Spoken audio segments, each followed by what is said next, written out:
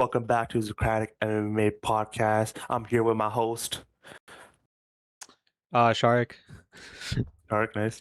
We're getting keys down. Shark, and my name is Ajay, and we're out here previewing next week's upcoming card, Muhammad versus Bonfim. It's a fight night, but hey, I would suggest you should tune in for this fight night because this fight got a lot. This card has a bunch of bangers. So let's start off with Marcus McGee versus Giannis. Now, Marcus McGee was on a little bit of a tear, a bit of an old fella, but he still is a pretty precise and strong striker. Sure, how do you see this fight playing through?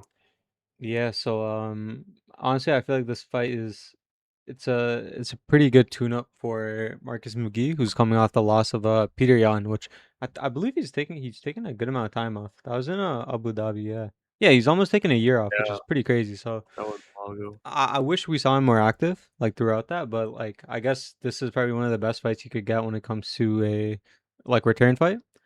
And I think it'll be pretty I don't know if easy is the right word, but I think he'll be able to handle this matchup with flying colors. Like, especially when you're coming off Peter Yan, and he didn't look the worst against Peter Yan. Like, obviously he got styled on a bit near the end, and Yeah, but that's a Peter Yan thing. Like, it's almost impossible unless you're a grappler to not get styled on by Peter Yan. And yeah, I think he wins this fight via I don't know if I can say KO because like he's not really a KO artist. He's not the strongest KO artist I'd say. He's like overall he's a really good striker. He can mix up his game too, but I don't think he has that KO prowess, if that makes sense. Like I remember him getting that head kick knockout against yeah, Gaston Belenos. This was a cool knockout, but like I don't know if he'll find the KO over here against Giannis, who yeah, he is pretty durable, I'd say. He hasn't got knocked out in his career so far, so I think I would go with Marcus McGee via decision. What do you think? yeah. I kind of agree with you. I do think it's a unanimous decision.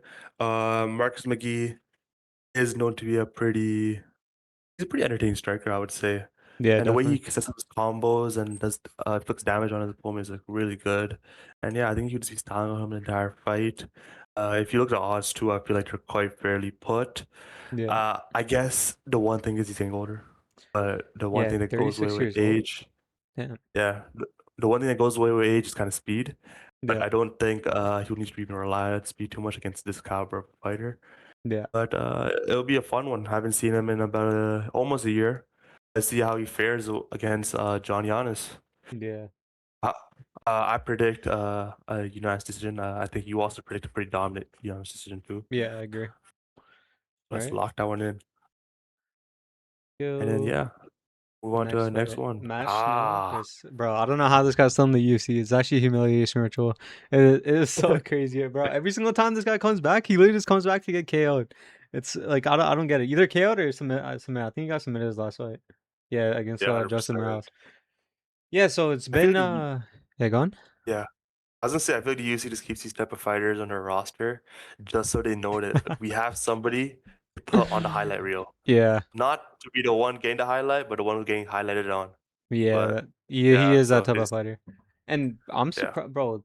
I'm surprised he got a win in his last five against. I mean, it's Jimmy Flick, but like, bro, like, I honestly don't understand like how he's even on the roster right now. But or like he retired too. I'm pretty sure he retired in the cage. Like he had a good ending of his career. I'd say like it was a pretty like even though he got finished, like it was cool. Like seeing him retire. But he comes back against a semi-killer in Alessandro Costa. This guy has huge finishing power. We've seen him finish a lot of fighters in the past. In his last fight, I believe this was a nasty body shot KO where he was beating up Nicole for the most of the fight and just bang. Korea, he's a pretty good fighter. He trains with what's his name?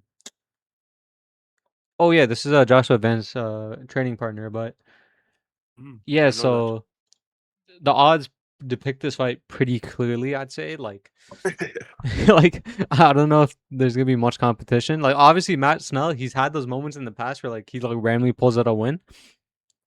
Like, Yeah, he beat that one. I believe his name is Suma Deng. Let me see.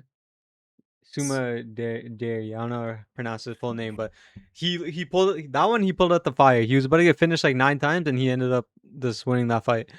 So will we see that same thing with Alessandro Costa? I do not think we will. I think that was like a unicorn type of moment.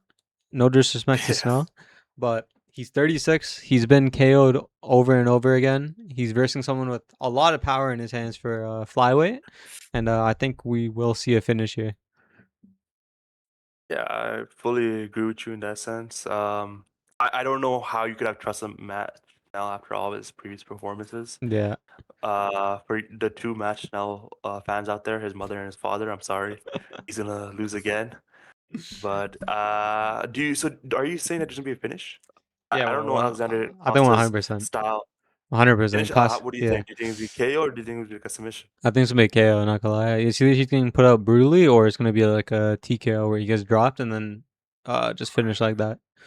But That's fair. yeah, like Snell. I mean, Snell at times he showed some level of skill, but when you don't have any chin, like any ability to take a shot, and you think because Yeah, it's flyweight, that's like the best of the division to be able to take a shot, like because obviously no yeah, one's gonna be packing as much power.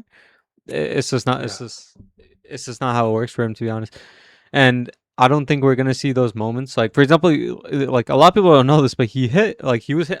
Not that Pantoja's a hard guy to hit, but he was hitting Pantoja with some nice shots. He lost that fight. I believe he got KO'd in that fight too. But there was this one particular shot I remember watching that fight where he hit him and like he actually stumbled Pantoja. We're not gonna see that yeah. ever again, especially against Costa. Snell just got older. He's basically like he's just working on very very little amount of oil and it's about to run out. So Fair, yeah, I completely agree with your pick. yeah, so I think we can go with I'd say KO. Honestly, honestly I say a round one KO. I think a round one KO is very You know, realistic. Like let's do it. this is a I feel like this is yeah, this matchup is just very very free. The next fight. All right, Junior Tafa, the legend. Wait, bro, is this? Your top. Oh my He's god, back. he's actually back. Okay, so for the casuals who don't know who Junior Tafa is, he's one of the greatest heavyweights of all time. One of As the in, he's 7 greatest. and 5. He's close to having a 50-50 record. I've never seen this before. Um, and yeah, and he's going off a undefeated killer who's 8 and 0. Oh, what are we saying about this one? Now it's kind of funny because the odds aren't actually like crazily stacked against Junior Yeah, Tafa. I would think it's like a plus 1,000. This is it's be- Junior Tafa. it's because it's because at times Junior, like to be fair to Junior Tafa, he could be a decent striker for light heavyweight, but right when you incorporate any type of grappling, it's just done. Like he can't get himself off Yeah, the ground. And Evo, he is coming off. I think he knocked out Austin Lane in his last fight. Yeah, Austin Lane, and then he had that crazy fight with Ibo Aslan. So yeah, like Evo looks like a very nice prospect so far when it comes to okay, not very nice. I think that's giving him a little too much credit, especially for light heavyweight. Because we haven't seen that much of him other than those two fights, which are yeah, I would give him credit for the Evo Aslan fight because like that was in the same fight and he was able to stay like in the fight after getting rocked so many times and he won that fight too. And Austin Lane, he's one of those fighters too where like you just hand them to people if you want a free win. So Junior Tafa, literally no idea how he's still in the UFC. No offense. Um, bro, honestly, like some of these fighters, if they go back to regionals and then come back, I feel like they have a better chance of just being good in the UFC. Because like I feel like these fighters they get pushed to the UFC so fast, and then it clearly doesn't work out and then they kind of go through that cycle of like versing like another killer into another killer into another killer instead of just like taking a step back and either taking time off and becoming better or just simply going to a regional, just fight more, get more experience, and then coming back when you're ready. But that's yeah. besides the point. But in this matchup, he's 29 too. He has so much, not so much time, but he has time. But Iwo, Tafa's pretty susceptible to leg kicks. I think leg kicks, okay, grappling would just make the fight very, very easy for Iwo if he wants a zero risk fight. If he wants to stay on the feet, I would say he should spam leg kicks.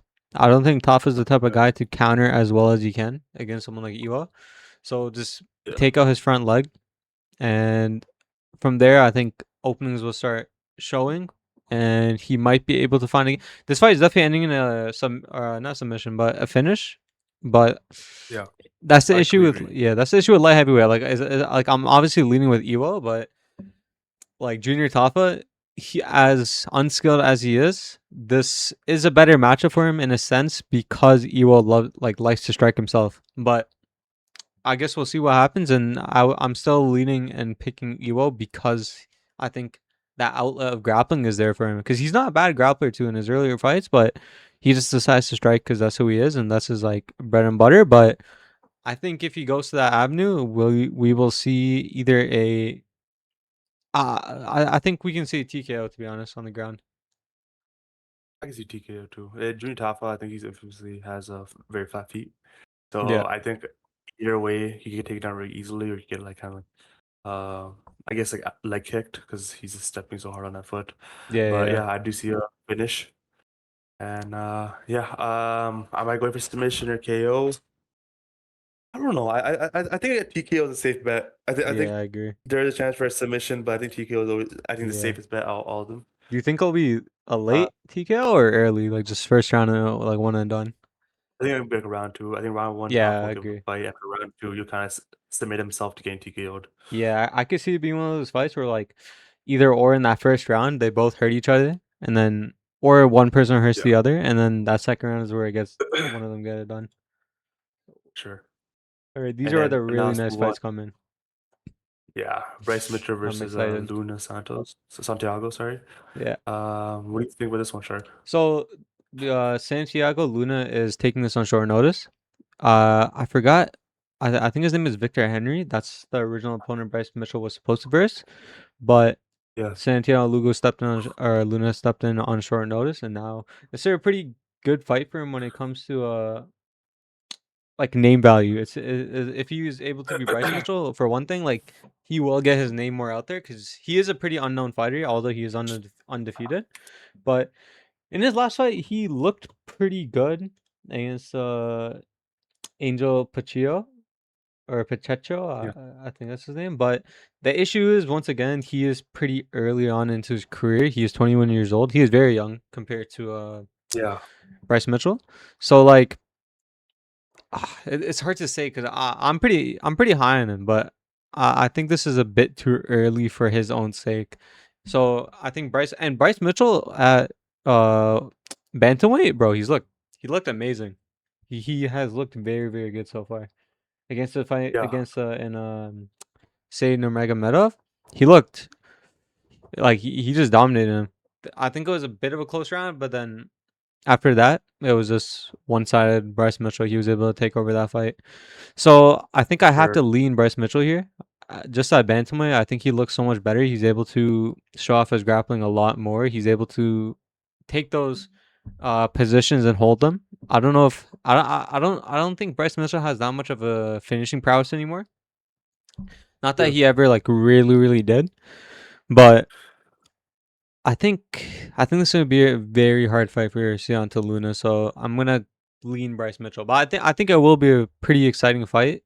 Not to fully count out Luna as the odds show too. Like a lot of people are thinking that Luna can get it potentially done with the odds being that close, especially with like a career or experience difference, like this much of experience difference. But yeah, actually, yo, I might change my pick. Not gonna lie, like I'm thinking it through. Really? Yeah, cause like I remember this fight against what's his name? Luna. Yeah, this fight specifically, Kwang Lee. He was or he's not okay. He's not as experienced as I thought, but he was able to handle that fight and get the KO. I don't know. I feel like Luna. This is Luna's time to shine. I think he might be able to take it. Oh, I'm like it's like going through my brain right now. I don't know. Yeah, I think For no, me, I'm not gonna lie. I'm leaning Luna now. Luna. There's a Okay, fast so why do change. you lean Luna? What was this change of heart?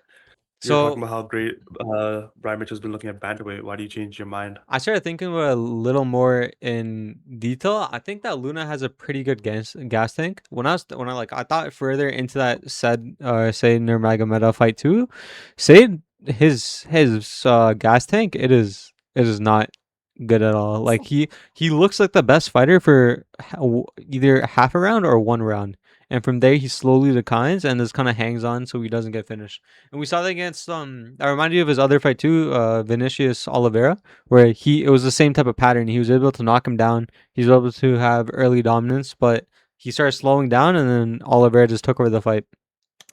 So, Yeah, for but sure. I still think that was a really good win for Bryce Mitchell, and he gritted that out and was able to kind of like up the pace on him and take over that fight. But I don't know. I think Santiago Luna is going to be able to handle the grappling. Not the grappling, but rather the. I think he'll be able to handle the takedowns.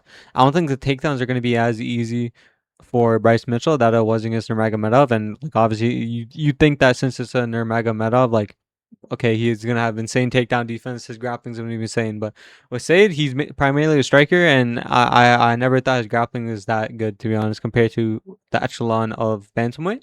So I think Luna, he might be Oh, able to. I think I'm gonna be leaning him because I think he will be able to handle that, at least that first layer of that takedown.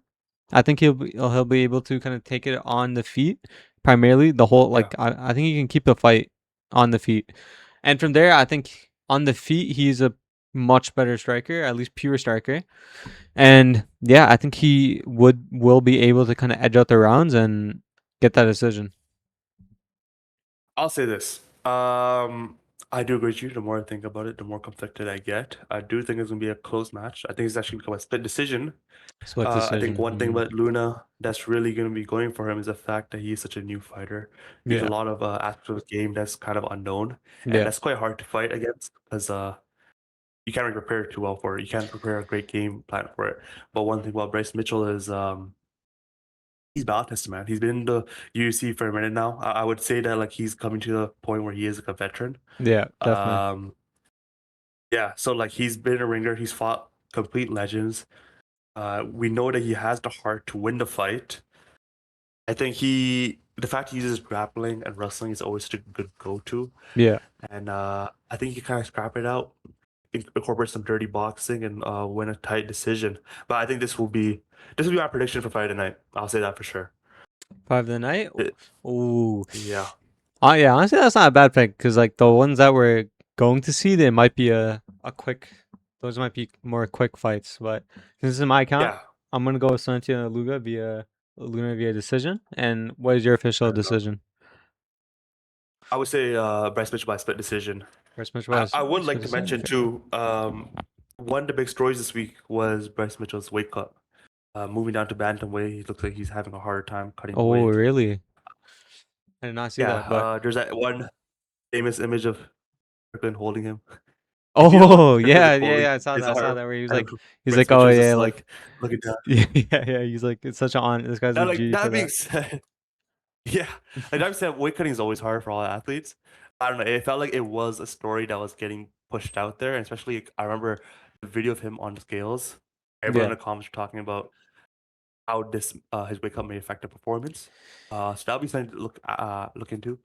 yeah. Honestly, I think Let's that's a see. good point because like for me, for example, I wrote off the Hamzat weight cut, which now like I still think they're kind of over exaggerating it because like how much they're talking about it, but like obviously had a bigger effect than I personally thought. I thought it looked like every other weight cut, and turns out like he was Yeah, dying on the scale. So that could definitely come into you play. never know. Yeah, we never know with those things. So All right, for our next fight, moving on to our next one. I'm so excited for his fight. Bro, Um, I'm the biggest Fares Young fan of all time. Like I think he has such a bright future in the sport, yeah, and I love seeing his progression from when he lost to Terrence McKinney into what the type of fighter he is now. You wouldn't be able to compare like you wouldn't be able to recognize that fighter compared to how he is today. Like he has reached a new level of fighting in general. He's just simply locked in. Like he is just so much better of a fighter, and he's at that point to where yeah, he can simply potentially make a run for the title. Like who knows if he actually runs it, like wins it with Ilya being here. But yeah. I definitely see a Oh minimum yeah, of Ilya, top five. I mean, I see a sure. minimum of top five in his career. That's how I see him right now. But Yeah, like, he's such a like I would like to say that he's such a fun fighter. If somebody asks me like, uh, name me like an MMA fighter, a fighter that incorporates all sorts of different martial arts and makes them together so well. He's a great example of one. Yeah, I He agree. has such slick striking.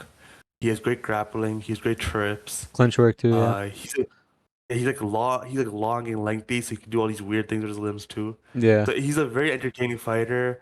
I'm very excited to see him in the future.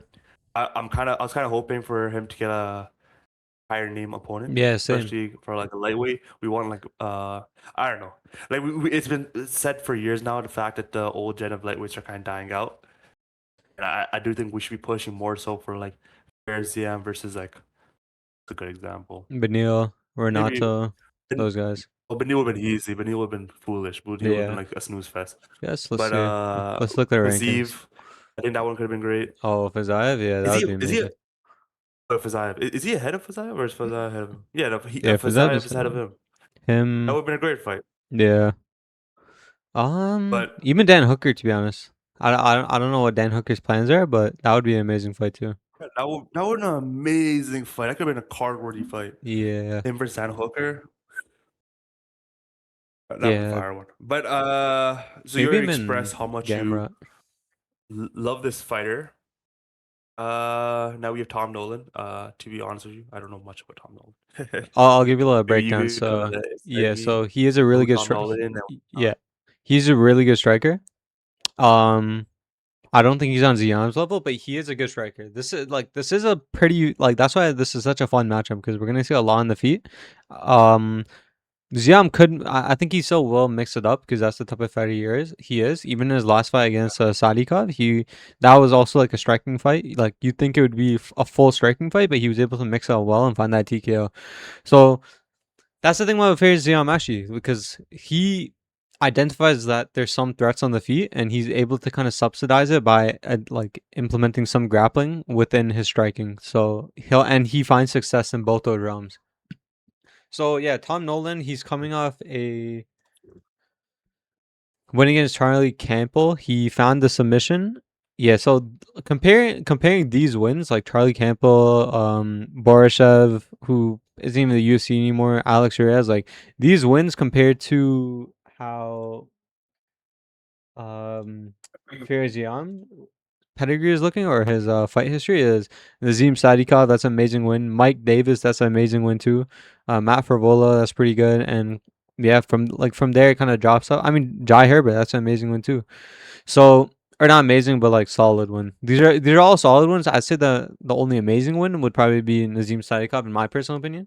With Mike Davis also, he is at that skill level, but I think Nazim is like at least like an echelon better. And in all those fights, he looked dominating. Like if we were talking about all these fights, Nazim Sadikov, he won that first round.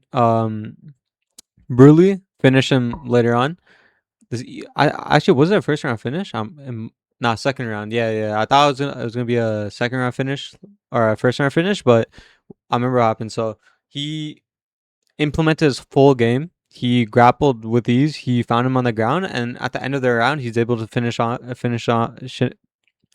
him off with a flurry of strikes, and that's very impressive. We haven't seen Nazim Sadikov in that situation practically ever. Like in his previous fight against Nicholas Mota, he almost got finished on the feet, but we haven't really seen Sadikov get dominated in that sense where every single part he just looked hopeless. He was just he was not in the fight. So Ziam in this matchup, this is kind of like a lengthy versus lengthy type of matchup. I don't think Fair Ziam or Nolan is gonna have like huge issues with the length itself. It yeah, might be a bit different at the start because obviously they're more used to just having that range advantage, and now it won't be as as prominent because of these guys are about the same height, about the same reach too.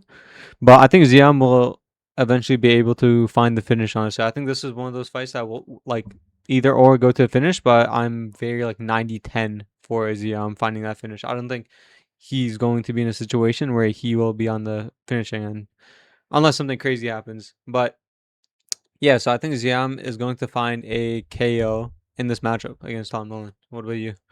fair enough. Yeah, so I don't know Tom Nolan that well. I'll kind of go based off your prediction, and sure, I'll ride it with a KO by ZM. Yeah, and, like Nolan, like as the stats say, he has a higher strikes landed per minute, but Ziam, I feel like he doesn't really have the same type of combo flurry that Nolan could potentially have, and that's more of a style difference, to be honest. And because Ziam, the way he picks his shots is precision. He doesn't really like throw his hands out just to be throwing his hands out, for example, and Yeah. I think that could be a good or bad thing depending on the fighter. But for Ziam, I think that's a really good thing because he's able to kind of easily manage his defense in the sense too, because he's always kind of aware of where he is rather than like potentially being caught out of place just because he's throwing a lazy jab or something like that. So I think we might see something similar to the Sadika fight, but just maybe a bit easier. So I think I'm gonna go with the fair Ziam second round finish KO. And Okay. then Nice. after this fight, for either or the winner, I want to see them versing someone like. I think Benil is still fight. Maybe Chon Benil. Maybe Gamera. I think Gamera would be a Oh good man, matchup. retired Benil, man. I'm tired Yeah. of seeing him fight, man. Give him like some old head. Give him like what's that one guy who just fought Stefan? Shoot, he's like in bare knuckle. He had a Oh, funny clip of Conor McGregor. yeah, I know what you're talking about. He fought Bobby Green, correct? Or King Green, right? Yeah, he just fought Bobby Green. Give him that. Yeah, Let's that make that that would be fight. that would be a nice matchup. Yeah. So for our next fight, the co-main event, this is a very questionable matchup just because of the I mean, matchmaking. yeah. Brendan Allen versus Edmund Brendan Shabazz. Allen versus yeah. I've seen that last This name. is a weird fight. I don't think this is a fight anybody even predicted or wanted to happen. Yeah, Brendan Allen definitely. impressively beat RDR when RDR was on that. Was it after RDR lost, or was that the first time RDR lost to the UFC? It was the first time. I'm kind of Yeah. that was the first time RDR lost. Yeah, Yeah, that was which a makes it even big more upset. it makes it even more crazy, yeah, because he took it on short notice and he was able to finish RDR. Like he gave up on the stool. So Yeah, in RDR this quit on the stool, which is very impressive, and it boosted Brendan Allen to the top five. Brendan Allen's he's a great fighter. He has great grappling. He has some fun ass striking. Bit sloppy at times, but it's still fun to watch. Kind of like, oh my God, what's about to happen? yeah. He's such like a weird, wacky fighter. You know what's about to happen next, Yeah, and exactly. that sloppiness kind of goes against him in the sense that like he kind of makes stupid mistakes at times. Yeah. Like I think, for example, the Fluffy fight, he had some good opportunities, but he kind of ruined them with his positioning and I guess bad takes in that sense. But the UFC has given him some. I don't know who this guy is. I'll be honest. I still don't So know who this guy is. Shark, who is he's this guy? he was the golden I mean, this is his nickname too, but he was the golden boy of the UFC in the sense of like he was a pretty hype prospect when he first started off. And then he got in a really bad yeah, so right here, like he got in a very bad streak of just losses. And yeah, so he started off like really well. KO sub KO into a KO by Derek Brunson. Um Decision by Jack Hermanson and KO by Nasruddin Imamov. And he's a very streaky fighter because he's able to kind of beat people like I mean Andre Muniz is not that impressive to be honest. I mean he hasn't versed anyone like too impressive at the level of Brandon Hernet, or he hasn't won against someone at Brendan Allen's level. Like he's essentially lost to every single Up in like competition. yeah, higher competition. So this is definitely an undeserved matchup for him. It seemed like they're just the UFC is just trying to give them, you know, they're just trying to get him up there, trying to shuffle up the division a little bit, kind of just bring new Yeah, blood. I don't know why, yeah, for because sure. Brendan Allen still has some really fun matchups in the just in the top 10 to be honest. Like him versus Anthony Hernandez would be. I mean, that already happened twice before. I'm tripping. Maybe that's why him versus Kaya would be pretty nice too. Honestly, I Yeah, honestly thought the fight was gonna be Brendan Allen versus DDP in South Africa. That would be amazing because these guys already have past beef, but they went with this matchup. But to center yeah, in more on this matchup, Edmund Shabayan, he will do anything to keep the fight on on the feet. He is not going to want to get on the ground with Brendan Allen unless he has him severely rocked to the point where he can finish him. Even if he gets to yeah. even if he rocks Brendan Allen, I don't think he should follow him to the ground. Just let him up and then work from there. But I don't know if it'll play out that way because Edmund, he does train at Extreme Couture, and Brendan Allen notoriously has had very difficult fights against fighters from there, like Sean Strickland, what's his name, Chris Curtis. Like both of them, both of them KO'd him, and then the rematch with Chris Curtis was very very tough for Brendan Allen, Very and fun that was fight. I remember that yeah, that one. was very fun, and that was on short notice too. So I don't know. I don't know how confident I am in Brendan Allen. I still think he'll get the win because just of the experience factor and I think his ground game is really good. But like you said, he might have one of the worst fight IQs in any fighter because he has shown off like he's able to get these positions. He's able to win rounds, but then he does something that completely just gives that away. Like you said, the Hernandez, um, he was winning on the feet. He was striking very very well. Like, and then he's like yeah, let me just spam takedowns. Like, I don't know. There is something with that decision making that could cost him in just any fight, to be honest. And I think actually no, Belal won't be in his corner this time because he's saying because Belal is a very underrated coach. He was in his corner for the RDR fight and I think fights before that too. So that who knows, that can make a pretty big difference too. I don't believe he was his main coach, but that could definitely have a pretty sizable difference. But I still would say I'm going to go with Brendan Allen to take the I would say submission. Honestly, I think Submission. yeah, yeah. Ooh. Although I was saying like, like it might be a closer fight and stuff like that. I think that Edmund should I don't know how to say his last name, but Edmund, I think he will eventually mess up, and because he's kind of similar when it comes to Allen when he does have pretty bad fight IQ in a sense too. He's looked better in his recent fights, but like, how are you gonna get subbed by Gerald Mearshart in the big 2026 or was it 2025? But that was a crazy thing to happen. Like, just have Gerald beat you, and I do think it's one of those off things because like anyone who's at a decent level should be able to beat Gerald Mearshart. But I don't think it will be enough. I don't know how long he'll be able to keep up his form because he has had cardio issues in the past. So I'm going to go with Brendan Allen by sub. Fair enough. Yeah, I think Brandon Allen. I'm definitely gonna pick Brandon Allen in this matchup. That's Yeah, for sure. Upper division. I don't know. But I'll trust you. I'll go with sub. But I'm pretty confident in Brandon Allen pick. yeah. All right, for the main event, We have Bilal Mohammed remember versus the Gabriel name, the Bonfim. goat, the goat. There you go. He's back.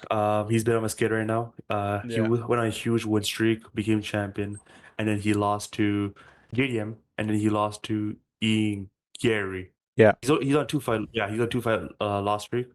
But what do you think is gonna happen with this fight, Shar? yeah. So I think I'm gonna be a bit biased in this fight. As much as I don't want to, I think Belal is going to find the win. And it Yeah, is a very scary fight for Bilal just because of the situation it's in. If like for example, if this fight happened exactly after Ian Gary or after JDM, I would be a lot more confident in this fight. But once you get on the second or second loss, it kind of starts playing to your mind if that makes sense. Where now you're on a loss streak. yeah, It's not only one off where you just like lost the title and you're chilling. You verse the next contender who's next up, and you lost him too. yeah, And to be fair to Bilal in that fight, he was eye poked like 3 times, I believe, like 2 or 3 times. So, and one of the eye pokes was 30 seconds in. So, eh, at the same time, it is hard to kind of use that fight as evidence that he's kind of washed, if that makes sense. So, yeah, I think this fight is gonna speak a lot to his ability to actually like hang in the division because Gabriel Bonfim's he's coming off 4 wins in a row. His last one was very impressive when he was able to break down Bonfim and get that KO. It was a very impressive win in my opinion. And now he's versing Bilal, who's on a like you said, he's on a 2 fight skid. So it is yeah, like timing meets opportunity is one of those things because this is a perfect moment for Bonfim to kind of capitalize on like Bilal's position in the division. He's only getting older.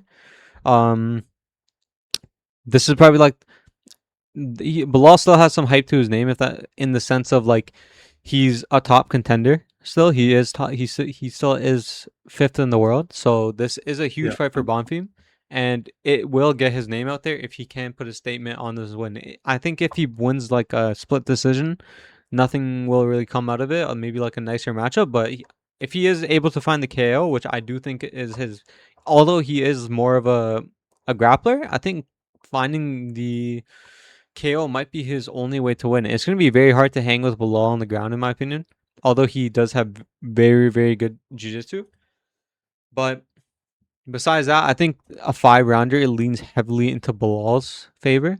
Yeah, Bilal's best work is always going to be in a 5 rounder where he can kind of make it a gritty fight and kind of grind on you, just take you down, put you in uncomfortable we positions, agree. and just keep you there. So that being said, I think I will lean with Belal. I think Belal will get this win. He is the favorite in this fight too, which is surprising. I think he opened as an underdog, but it might be one of those things where it's like he opens as an underdog for like zero point 0.1 seconds and it flips right away. But yeah, so I'm gonna have to go with Belal. I think this is a step down in competition for him.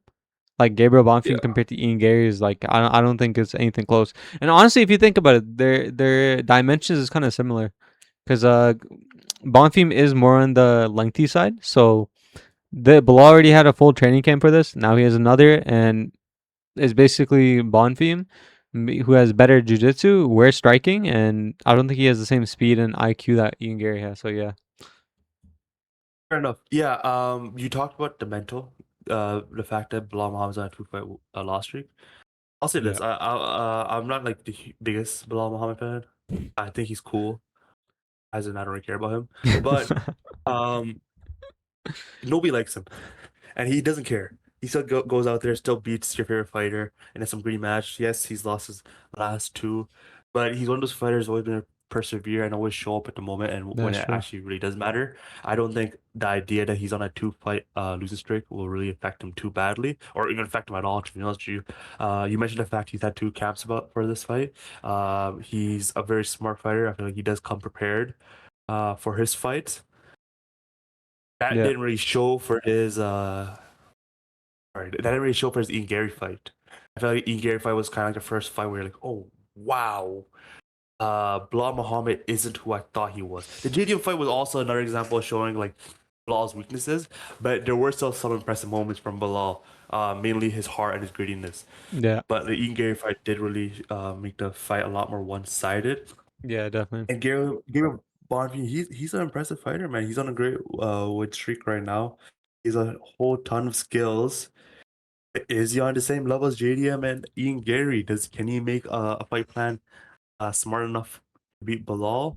I don't think so. Another thing I'll also say too, Bilal is very technical with his ability. He doesn't rely on extreme strength or extreme cardio. He Yeah, does have good cardio, to be fair, but he is pretty much like a regular Joe. But he uses his technique, skills, and I guess heart to win fights. And I think he'll continue to use it in this fight also. It's a Bilal Muhammad. It's going to be a decision. Um, I think probably 4-1 Bilal Muhammad, maybe 3-2. Worst case scenario. yeah. To expand on your point, but Bilal's probably the best unathletic fighter in the UFC, and if not ever, I because agree. bro, I like completely agree. everything about him, he does not have any like athletic explosiveness. He doesn't have like next level pop in his strikes. He doesn't have a sub game. He's just like you said, like he's built like or not built like a regular Joe. He's pretty in shape, but athleticism, he doesn't have any of that like like twitch fiber or quick twitch fiber, or whatever it's called. I forget what it's called, but he does not have that. That's Twitch. Yeah, fast twitch muscle. He does not have any fast twitch muscles. His takedowns are pretty not readable, but yeah, I would say when he throws them naked, they're pretty readable. But he's so good at kind of just mixing everything up, and he's like Yeah. a master of not master of the craft, but he's a student of the craft, who's Yeah. this who like thrives to that type of style where he's able to mix up his strikes with his takedowns. And I would say honestly, I kind of disagree on the JDM point where you said like the JDM fight didn't show as much as the Ian Gary did. Like I agree with that, but as a blanket statement, but I think in the JDM fight, it kind of showed that his. I think it's a reverse. I think the JDM fight actually showed more than the Ian Gary fight. I Oh, felt like okay, the Ian okay. Gary fight was more like, in a sense, you felt like Blanc kind of had nothing going for him Yeah, in that yeah, fight. yeah, yeah. So yeah, so in the JDM fight though, like I think Bilal's fight IQ kind of dropped off a little bit because, for example, if we look how we opened it against Leon, he was able to pressure with the strikes, pressure, and then shoot for the takedown. With the first 3 rounds of the JDM fight, we didn't see him even attempt one takedown. And like when you look at the stats a little blindly, you'll see that he attempted the same amount of takedowns he usually attempts.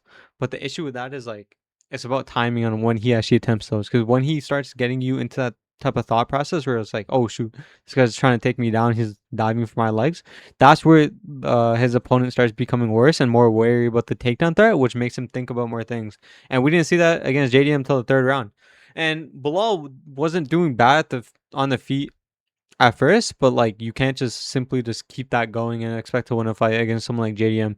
And yeah, so this is the Bilal is definitely on the decline when it comes to his overall form. But like you said, like Bonfim does not compare to people like JDM and Ian Gary, so we should see Bilal win. And like even right now, if we talk about people like, for example, Kamaru Usman, we like personally, I think Bilal would probably win a decision against current Kamaru Usman. But like I think the only factor for me is that Bonfim is young and hungry. He's coming off 4 wins, and he's mentally there. He knows the situation that he's in, because he talked about it publicly too. He said that this is like a perfect time to verse Bilal, who's a former champion, who's coming off of Yeah, 2 losses. He specifically mentioned that too. He said 2 losses, so he knows this is a perfect time to get up Bilal for someone like him who wants to just completely break open the division. So for my final pick, I think I will go with Bilal Muhammad, and yeah, I think it has to be a decision. And honestly, for me, I think it's a lock. Actually, yeah, yo, hmm, I don't know. Actually, I'm gonna before I do this, I'm gonna revisit this. I think this is my lock of the card. I think Ziam's gonna find that finish. I agree.